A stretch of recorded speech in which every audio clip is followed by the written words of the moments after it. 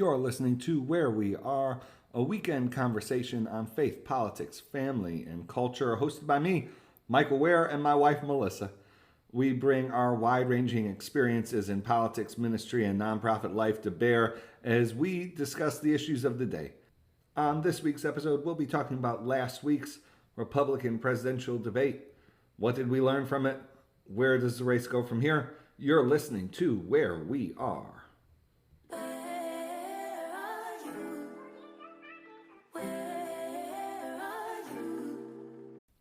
Hello, Where We Are listeners.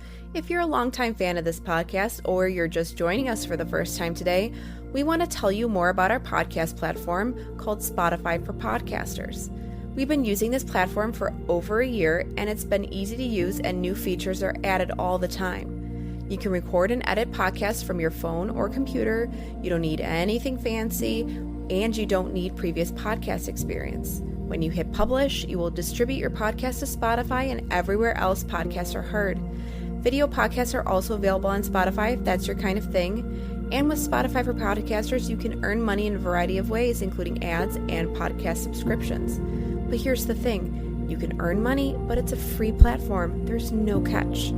If you're curious or want to see what it's all about, download the Spotify for Podcasters app or go to www.spotify.com/podcasters to get started. This is Where We Are. We are the Wares. I'm Michael. I'm Melissa. Hi, Melissa. We've had a banner weekend so far. It has been like peak fall. We went to Maryland's Italian Festival. We did. On Friday, we went apple picking this morning. Yeah, at our favorite spot. It's been great. I'm ready for fall. Bring it on. Although it's going to be warm this week. I love a warm fall. I do. No, it was delightful. We had apple cider donuts. Apple cider donuts are just the best. They're my favorite part about when they're fall. Warm. Yes, freshly baked. No, very good.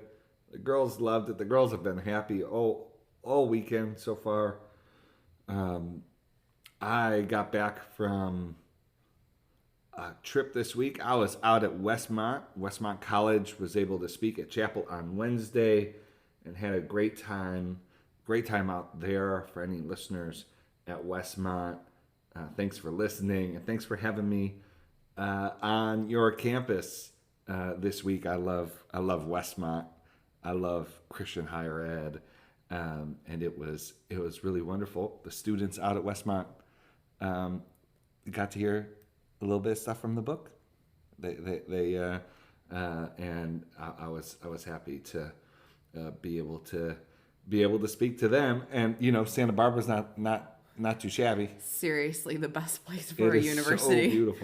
So beautiful. Well, I was out there just like 10 miles away from me was the Republican presidential debate. Oh. That was held. Yep. No, I was so close, Melissa. So close. So close to it. And let's talk about it. Let's dive in. Melissa, I had to watch it after the fact because I had festivities and obligations. You watched it live. I did. I have watched the full debate, so we're both up to speed. But as someone who watched it live, what were your first impressions?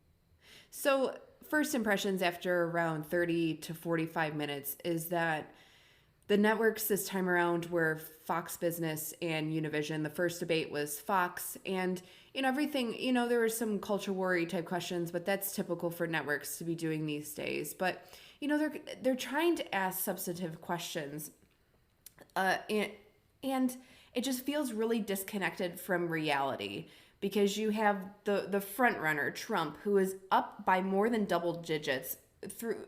I know we don't have enough polling in a lot of the states, but nationally he's been up by double digits. That's the story around him, that he's just wiping the floor with all these candidates. Even if he combined them, that they wouldn't be beating him, sort of thing. And the questions just feel disconnected from the race in general because we have a candidate who's not even there. And it means that you've got this group of people who are debating, key Republican issues or key issues that are of concern to Republican voters. Some of them sort of not because they go more towards the culture war, but they're being asked anyways. And then you've got Trump giving a speech on the side to a different group of people, and he skipped it the last time and did an interview with Tucker Carlson.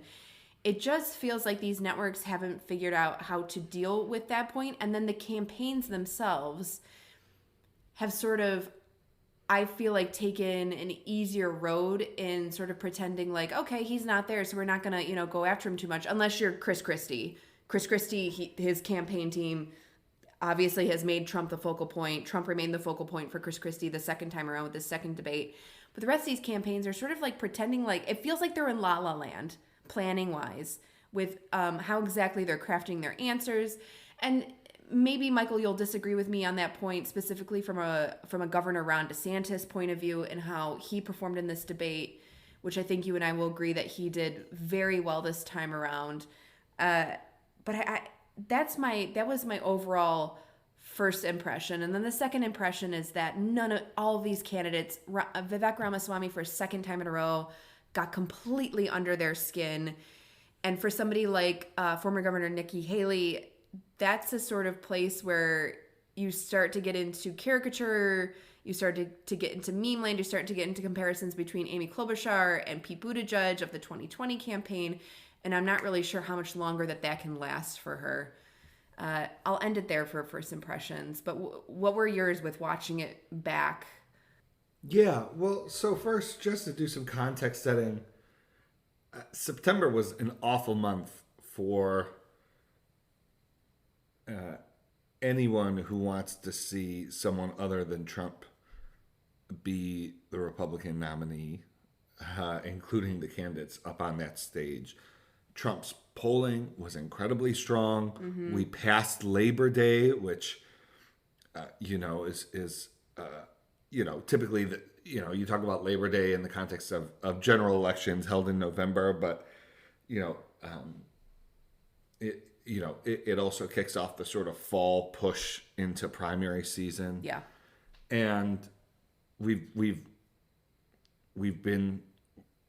We're now entering October, mm-hmm. and if anything, Trump has solidified control of the race.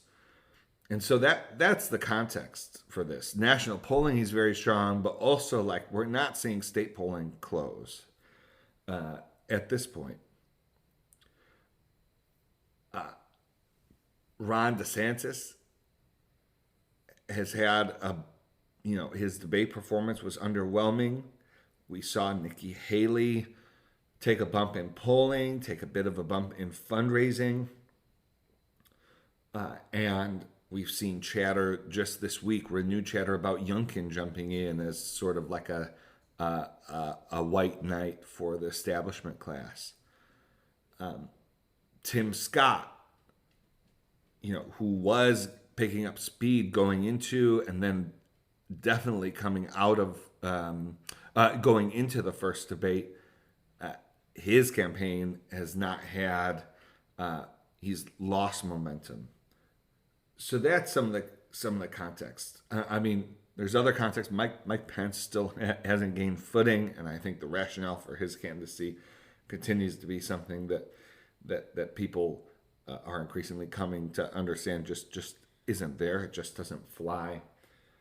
Vivek, I think, lost a bit of a momentum out of the first debate, and I think as people get more serious about the race, I do think his sort of approach isn't going to be successful. So that's a bit of the context. On the debate, I thought Governor DeSantis had a great night. I thought DeSantis had a really strong night. We started to see him get a couple of dings in on Trump. Nothing too forceful, but mm-hmm. he several times in the debate said that Trump was missing in action, and looked straight to the camera. I know there are all these memes about how awkward he is. I thought he I thought he was strong in presentation for Completely agree. this debate. It's becoming ridiculous at this point, sort of zooming in on his smile. I mean, come on, people. Yeah, I saw this debate as a move towards the establishment for him. Yes. Which I think is actually where he needs to be. I think it's responsive to Nikki Haley bringing up some support. I also think he lost some donors who want a Trump alternative. That's right. After the first debate, and he wants to reestablish himself as the person, not just for the votes, but for the money if you want to defeat Trump. If someone else takes that title, if Youngkin jumps in and is able to do it, if Nikki Haley or Tim Scott get in or sort of take that mantle, DeSantis is in a pretty tough position. Just as an example of what I thought was DeSantis's strength, let's play his final answer from the debate. What is your mathematical path, Yes. Governor DeSantis, in order to try to beat President Trump, who has a commanding and enduring lead in this race? So polls don't elect presidents. Voters elect presidents. Right. And we're going to take the case to the people in these early states. We're going to do it in a state-by-state direction. And why? Because as Reagan said in his day, this is our time for choosing. We are not getting a mulligan on the 2024 election. Republicans have lost 3 straight elections in a row. We were supposed to have a red wave with inflation at 9%. It crashed and burned. Not in Florida, it didn't. We delivered it in Florida. And so we've got to choose right. We've got to win. And we need somebody that's going to be able to serve 2 terms. So in January of 2023, they'll be able to address the nation saying, we turned the economy around, we secured the border, and we fended off the threat from communist China. As your president, I will get that job done. Governor Christie, I believe I did see you write something. So that was him for much of the night. I thought a certain strength, a certain clarity. He brought up his military service, which I think a lot of Americans don't know that he went, Yes. That he enlisted. I thought he spoke well and invoked his record in Florida in a strong way. I thought he looked like he had command in this debate. It wasn't a 10 out of 10 performance, but I thought it was a significant improvement over his performance last month. And I think there were probably some again, conservative donors who maybe were ready to jump ship had he not had a great debate performance, who will hang on until the next one. So that DeSantis did himself some favors in this debate.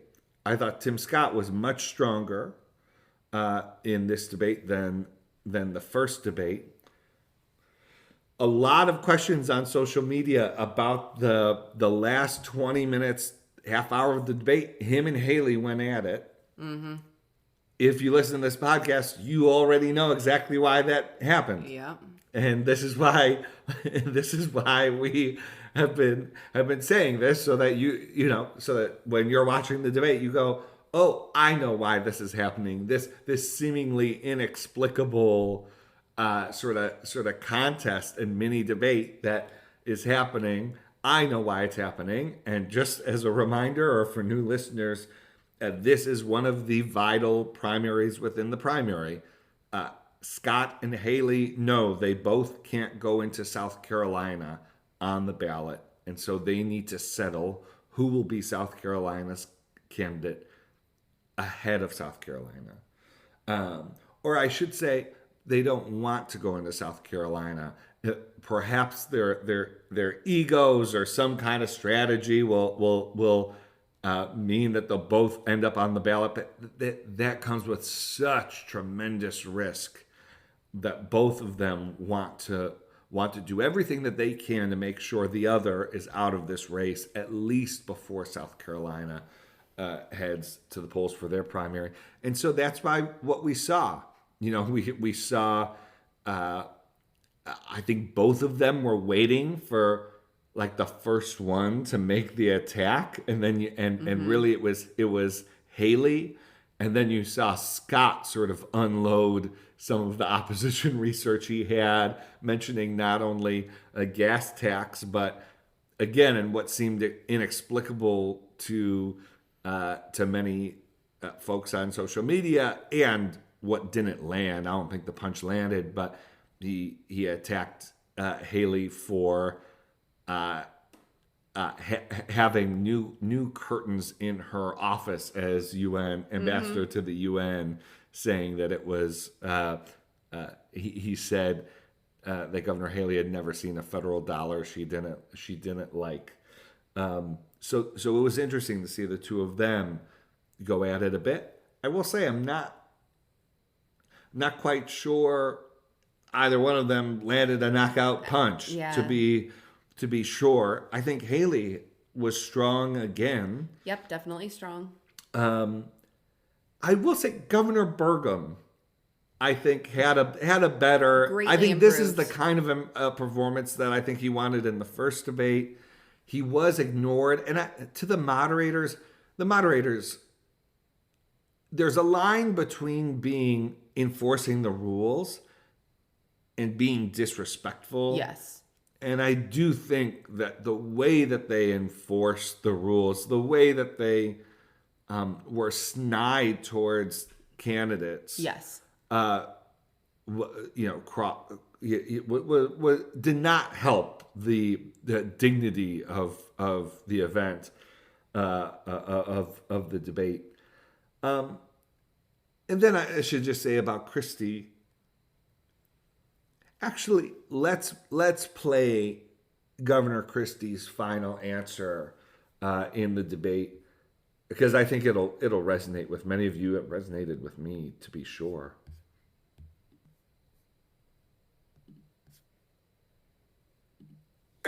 Governor Christie, I believe, excuse me, Governor Christie, I believe I did see you write something on the card.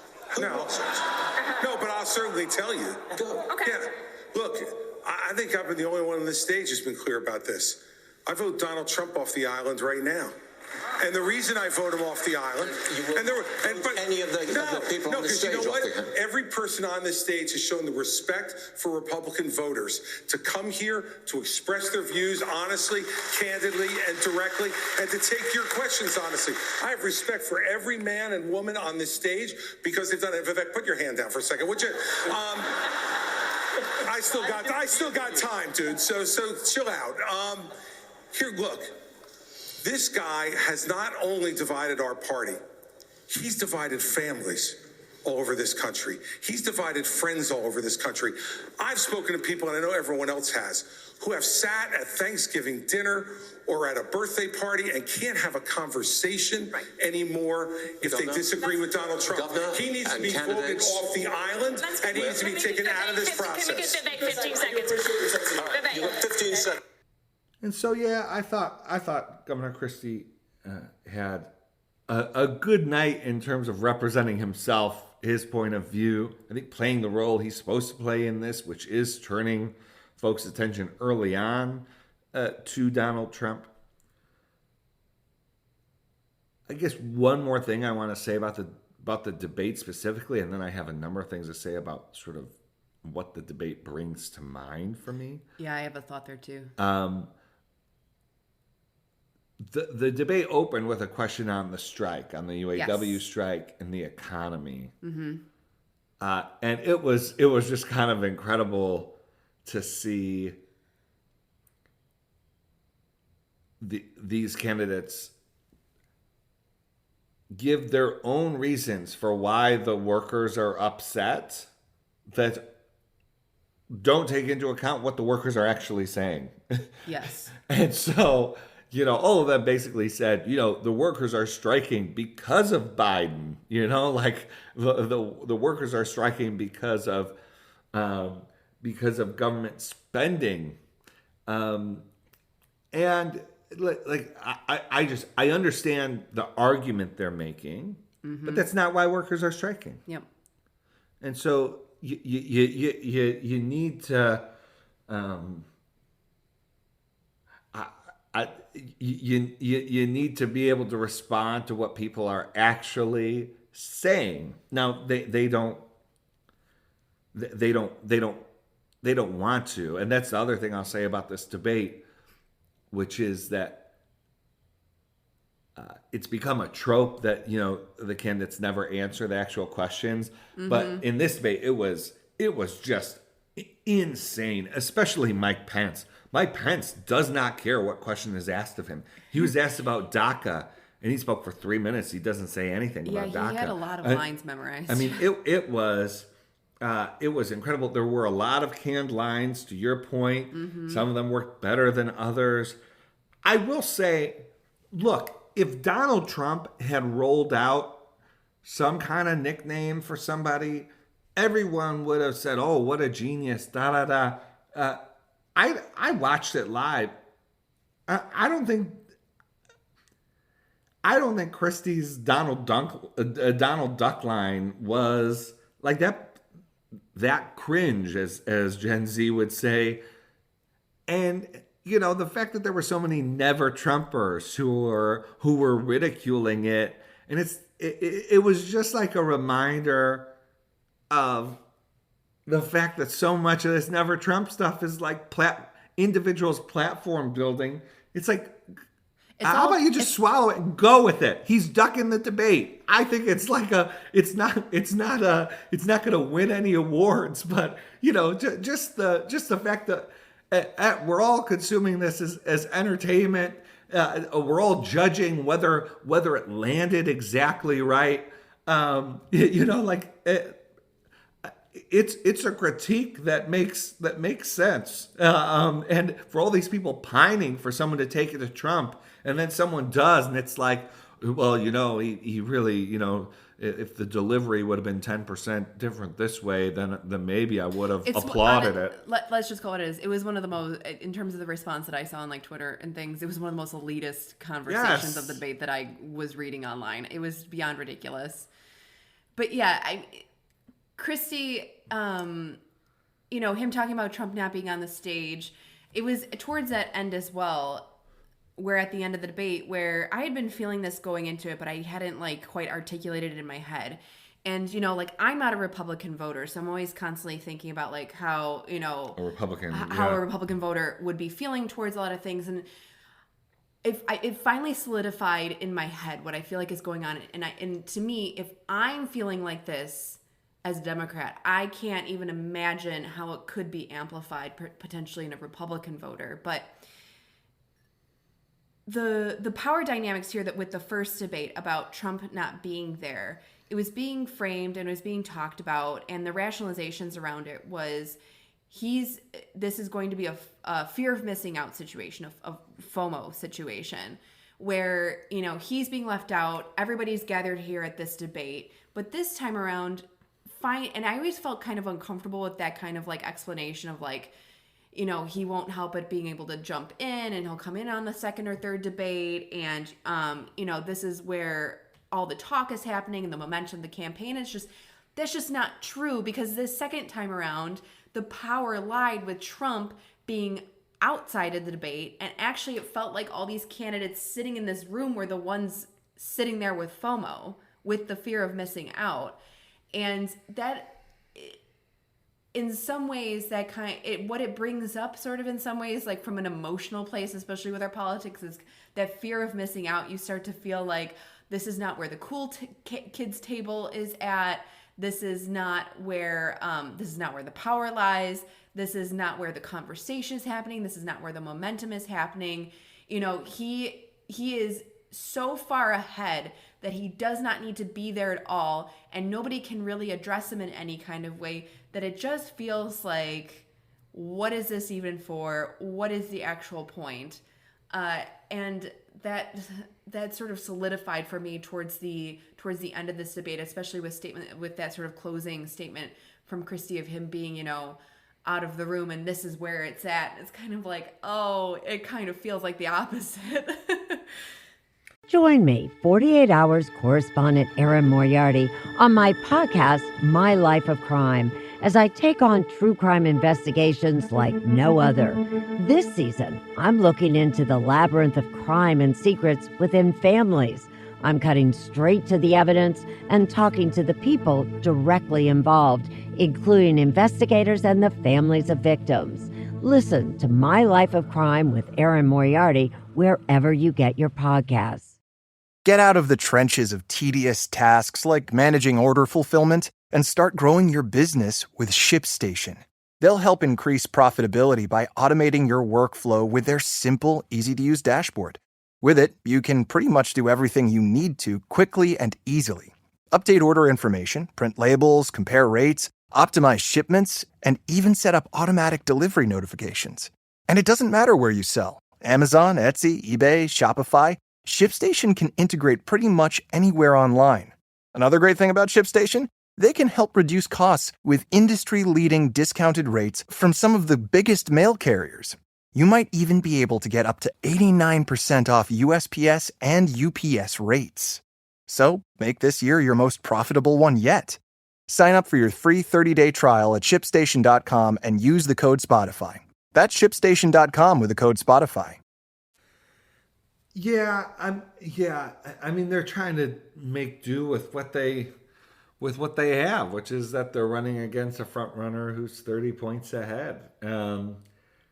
And you know, we'll see. I mean, so far the idea that Donald Trump is disrespecting Republican primary voters does not seem to be taken too seriously by Republican primary voters. But I think part of the issue is that they're not really tuning in yet. Another thing, yep. We do have, it's basically less than, basically it's like 4 months to voting. I mean, more, a little less than 4 months. Yeah, the first caucus. Well, I mean, the first voting is the caucus in Iowa on January 15th.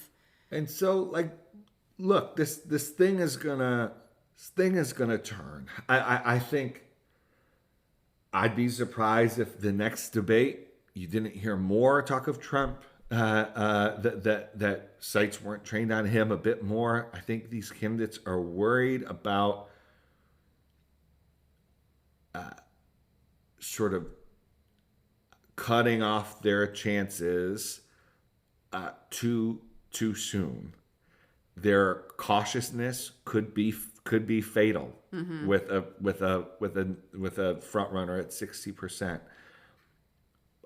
But I do think that they are, particularly DeSantis, is saying, look,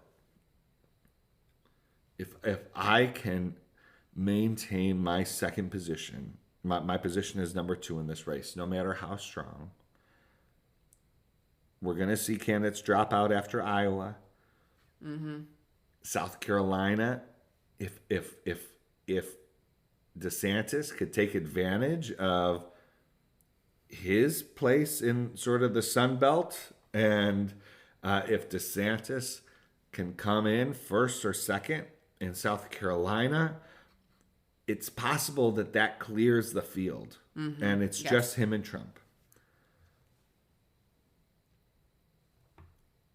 And then you head into Super Tuesday with, 90% of the delegates not yet decided. And I think DeSantis is hoping that he'll be in a position where not just all of the never Trump, where not just the non-Trump voters will be behind him, but all of the non-Trump leaders, everyone on the debate stage. I think Vivek will probably endorse Trump, try to be number 2. But everyone other than Vivek, I think DeSantis sees them as a possible endorser.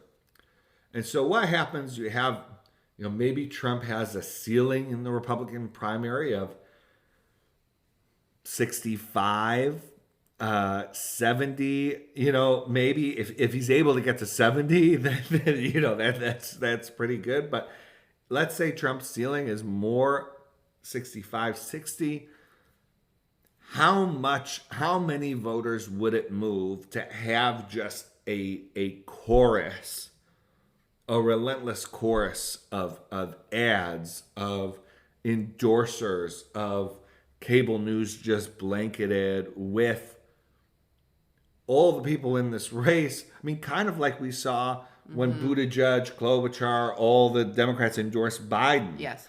You know, and I think if there is a way to beat Trump, it will be quick. It will be like a switch goes off. Like I don't think Trump loses in like a war of like attrition. I think he loses. We'll know when he's lost. Like we'll know when the momentum has turned. And I think DeSantis and some of these other candidates are hoping that they'll be in the position to take the benefit of that if it happens, if they're able to create that moment. Just one other thought, Melissa, and I know you have something to say, which is it did occur to me watching this debate.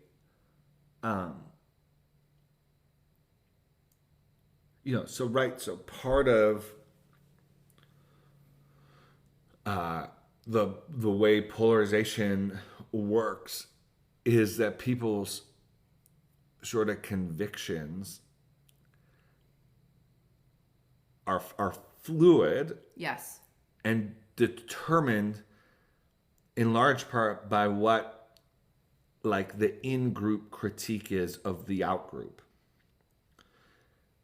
And if there's any leading critique of Joe Biden, it's that he's too old. Yes. And that he can't serve for he's not assured of serving the full second term. There was an interesting moment in the debate. I believe it was DeSantis who said this. I may be wrong, but and it wasn't a big moment. It just kind of slipped in.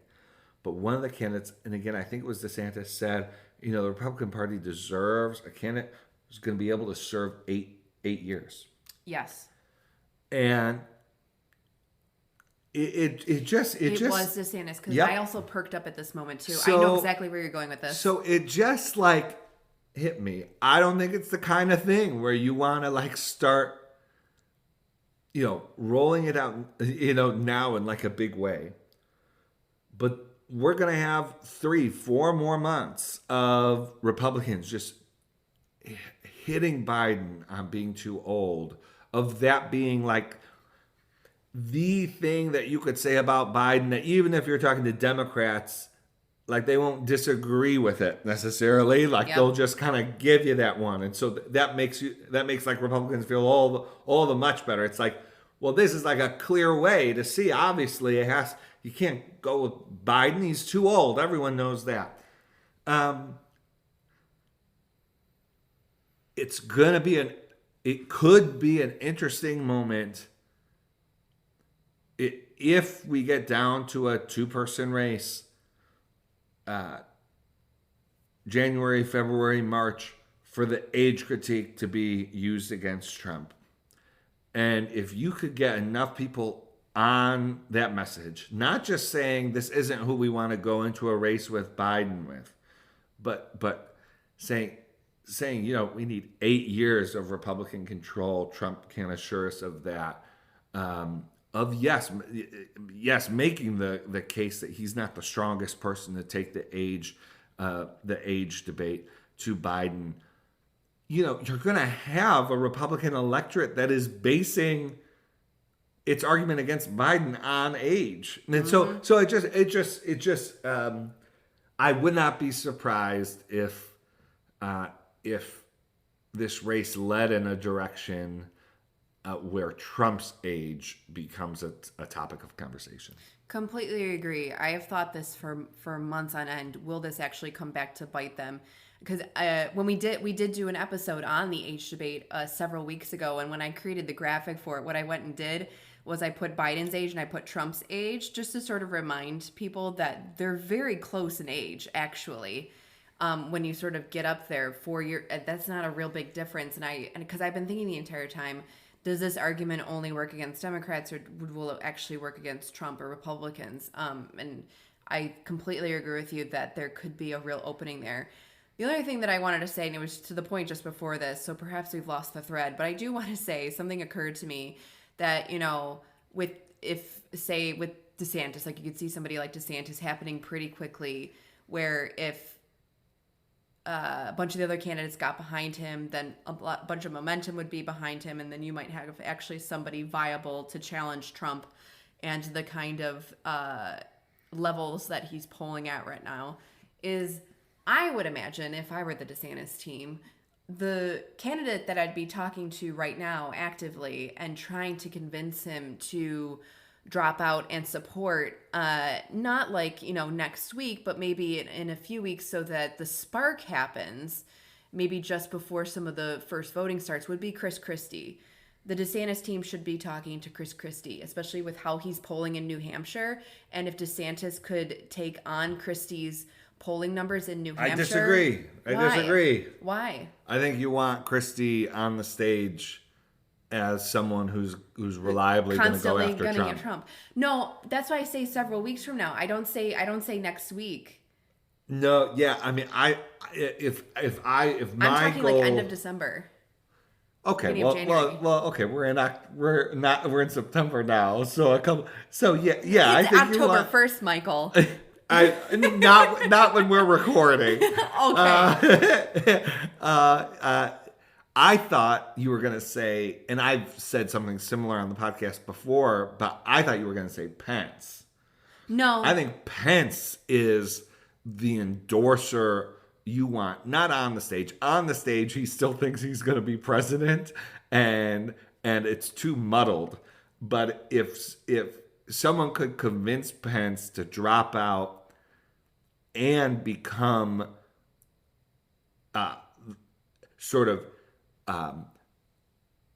say this is the person who's going to carry on the policies of the Trump-Pence administration, but here's why Trump shouldn't be president. Like, I think Pence is the most effective endorser out there in the race.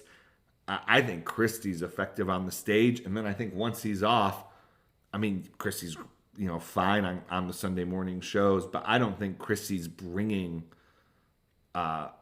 except to your point, in New Hampshire. To New Hampshire, no, that's Christie's endorsement will send a signal that maybe who he endorses is the non-Trump, the Trump alternative. All I'm talking about is New Hampshire. It's the second state. If Trump trounces, is DeSantis in Iowa, and DeSantis does get second, but is sort of trounced. A great thing would be if his numbers greatly improve in New Hampshire, and Chris Christie would be the person to hand him the amount of votes that he would need to really build up those numbers. If the state polling is correct right now, which we don't have enough state polling. But that's exactly how this plays out, right? Yeah. I mean, Christie makes an endorsement sometime between Iowa and New Hampshire, and I don't think it's decisive at all, but it could be part of a surprise winner in New Hampshire for sure. No, I think that's right. Okay. All right, that's our recap of the debate. We're really interested what you thought of it, and so let us know. And thanks for listening. We love doing the show for you. Would ask that you leave a review on iTunes or wherever you listen to the podcast. And we'll be back next week. This is Where We Are. Bye.